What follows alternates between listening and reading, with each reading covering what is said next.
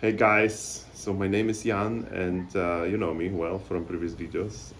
So this video is going to be about laid backroll Kiteloop. How did I even started thinking about this trick? Well, I was looping and I was very unstable. So unstable that I got thrown into unwanted rotation.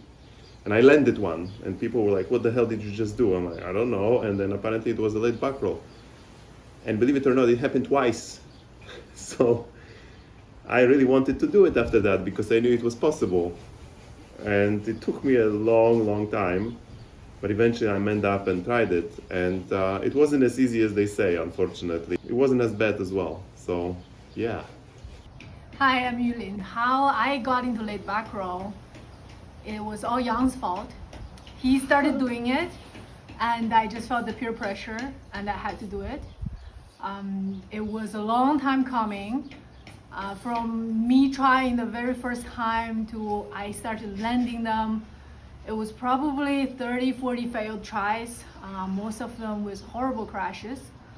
And then about a year after that, I started landing them pretty consistently. So don't believe whatever they're saying in the other videos that they've landed the first 5 tries.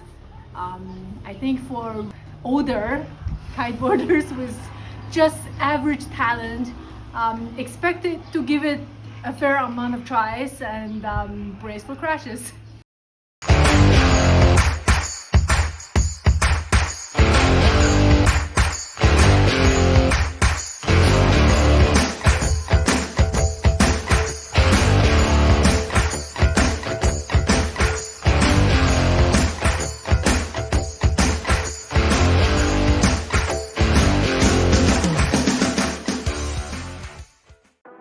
We started by practicing laid backroll body drags thanks to Dan Schneiders.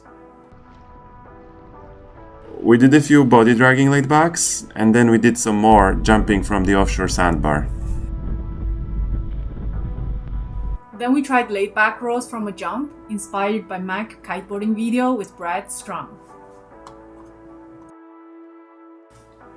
Clearly, I couldn't quite crack it.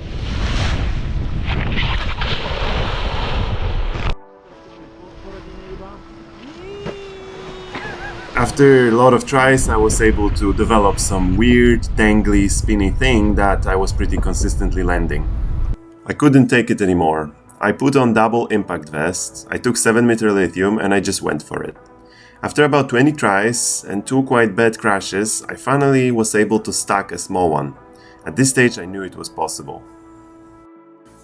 However, I was still struggling with consistency and it was very challenging to scale the trick up. So I had some successes but also some really bad crashes. At this point, I was happy for Jan's success, but frustrated with my own lack of courage to man up, especially after taking a beating from laid back from a jump. Finally, in Macapá, Brazil, I decided to get professional help and took a lesson from João Filho, a talented local kiteboarder who also knows where the best hospitals are, just in case. Oh. Yeah! Woo! Nice! Woo! Clearly, even with the instructor, I was still chicken shit and kept on ditching the board. Getting whacked in the head with it did not help with the confidence either. After a few tries, I managed to keep the board on, and a couple of more to remember to put my legs underneath me. No! Yeah! This was the closest I got during this lesson. Yeah! Yeah! Woo! I kept on trying over the following weeks and finally stuck a clean one. That was a magical moment. Unfortunately, the wind died down, so I spent the rest of the Brazil trip focusing on freestyle. But guess what? Working on the S-band the other way actually helped me better understand the rotation for laid backs. A year later, here we are. Less crashing, more landing. Turns out persistent pays off, eventually. So for me personally, the big one was letting that bar out. After the loop, of course. Another one is when you go higher to steer the opposite hand. You're gonna get a nice soft heli loop. My advice, focus on an upwind takeoff and maintain line tension no matter what. Keep steering the kite to 12 to soften your landing or your crashes if it comes through that. Most importantly, keep trying, don't give up, and enjoy the journey.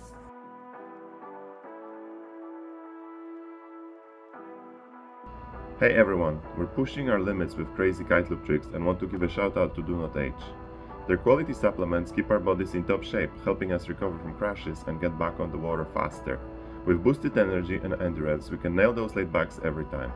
If you want to up your kiteboarding game, check out Do Not Age.